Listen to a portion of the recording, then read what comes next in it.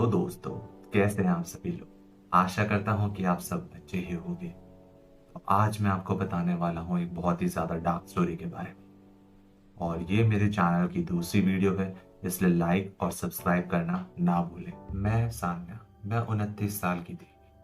मुझे नई नई चीज़ें ट्राई करने में बहुत ही ज़्यादा इंटरेस्ट आया करता था। लेकिन एक दिन मैंने सोचा कि मैं टिंडर ऐप को इंस्टॉल करूँगी।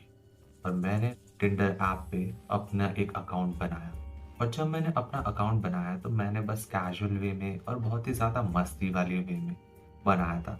मैंने सोचा था कि क्या होगा, कुछ नया-नया ट्राई करते हैं, किसी नए लोगों से मिलते हैं। तो मेरी रिक्वेस्ट जो है वो एक्सेप्ट हो गई और मेरा एक बंदा मैच बना। मुझे वो बंदा फ़ोटोज़ में बहुत ही ज़्यादा अच्छा लग रहा था और दिखने में भी बहुत ज़्यादा अच्छा था और उसकी फ़ोटो इतनी सही थी ना कि मतलब क्या बताऊँ। तो हमने बहुत बातचीत करी और एक दिन सोचा कि हम मिलेंगे। और जब हमारी डेट सेलेक्ट हुई और हमारी जो फर्स्ट डेट थी वो एक बार में थी। उस बार में सबसे पहले हमने पीने-वीने की सोची। हमने कुछ मँगाए, शॉट्स-वॉट्स पिए और हमने कुछ पिया, wine-wine and all and beer-wear पिया। एंड उसके कुछ टाइम बाद मैं देख रही थी कि वो मेरे बहुत ही ज़्यादा क्लोज़ आ रहा था। वो बंदा, उसने मेरा हाथ तक पकड़ लिया था और एक टाइम को तो ये भी हो रहा था कि उसने मेरी गाल पे किस कर दिया था। और असल में ऐसी बात थी कि हम दोनों जैसी फ़ोटोज़ थी हमारी वैसे हम रियल में दिखने में नहीं थे।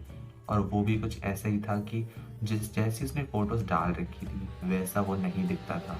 और उसकी फ़ोटोज़ जो थी वो बहुत ही ज़्यादा एडिटेड थी और वो बहुत पुरानी फ़ोटोज़ थी, उसकी बिल्कुल भी नई फ़ोटोज़ नहीं थी। और ऐसा लग रहा था कि शायद कहीं वो मेरा पागल तो नहीं बना रहा।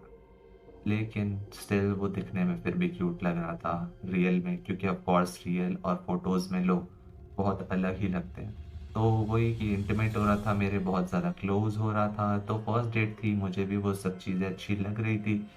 बट स्टिल मैंने जब रहने दिया, कोई दिक्कत नहीं है।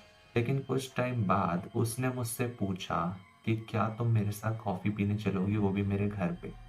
तो वो फर्स्ट डेट थी, इसलिए मैंने कर दिया मना उसे कि मैं नहीं जा सकती हूँ। लेकिन उसने फिर मेरे को बोला और इंसिस्ट किया कि मैं तुम्हें छोड़ दूँगा, तो तुम्हें उबर भी बुक करने की ज़रूरत नहीं पड़ेगी। तो दैट्स व्हाई मैंने उसे हाँ कर दिया और उसके साथ चलने के लिए मैं रेडी हूँ। तो हम चले, धीरे-धीरे करके वो मुझे अपने घर ले गया। और जब मैं उसके घर पे पहुँची, तो वो कुछ ऐसी बातें करने लग गया कि मुझे आज तक कोई ऐसी लड़की नहीं मिली है, जो जिसमें मुझे इंटरेस्ट आया हो, लेकिन तुम ही ऐसी मुझे मिली हो। और वो एक गंदा सा सवाल पूछने लग गया कि तुम्हारे मतलब मेरे उसका साइज़ क्या है? मतलब व्हाट द हेल! कोई मुझसे ये कैसे पूछ सकता है? ये सारी चीज़ें पूछने लग गया और कहता कि तुम्हें लगता है कि मैं कोई साइकोपैथ हूँ? ऐसी-ऐसी बातें करने लग गया जो मेरे को बहुत ही ज़्यादा वियर्ड लगने लग गई थी। लेकिन कुछ टाइम बाद जब वो मुझे अपने रूम में ले गया, उसने मुझे अपने बेडरूम में बिठा दिया और वो कपड़े चेंज करने लग गया जाके वॉशरूम में। मुझे बहुत ही ज़्यादा वियर्ड लग रहा था, मैं बहुत ज़्यादा बोर फ़ील कर रही थी और बिल्कुल भी अच्छा नहीं लग रहा था। लेकिन तभी मैंने कुछ टाइम बाद पता है क्या देखा? मैंने देखा कि कुछ कोने में 2 मांस पड़े हुए हैं और साथ ही साथ एक नाइफ़ पड़ा हुआ है और 2 एग्स पड़े हुए हैं, वो भी जो लकड़ी काटने वाले एग्स होते हैं। और साथ ही साथ ग्लव्स भी पड़े हुए थे, जिसे देखकर बहुत ही ज़्यादा घबरा जाती हूँ। मुझे ऐसा लगता है कि शायद आज मेरा मर्डर हो सकता है। ये देखकर मैं इतना ज़्यादा सहम गई थी कि मेरे पे और रुका नहीं गया था। मैंने सोचा कि टाइम रहते ही मुझे निकल जाना चाहिए और छुपके से मैंने गेट खोला और छुपके से वहाँ से निकल गई।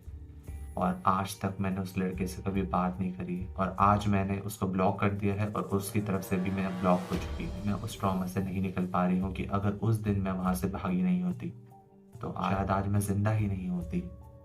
तो यही थी आज की स्टोरी। That's it guys. और अगर आपको स्टोरीज़ भेजनी है तो आप मुझे भेज सकते हैं। मेरे पास बहुत ही ज़्यादा कम स्टोरीज़ हैं, नहीं मिलती हैं ज़्यादा आसानी से, मतलब ज़्यादा आराम से नहीं मिलती स्टोरीज़। तो फिर आप अगर भेज दोगे तो मेरा उसमें फ़ायदा होगा, मदद होगी और आपको भी अच्छा लगेगा कि मैं आपकी स्टोरी को नरेट करूँगा। And that's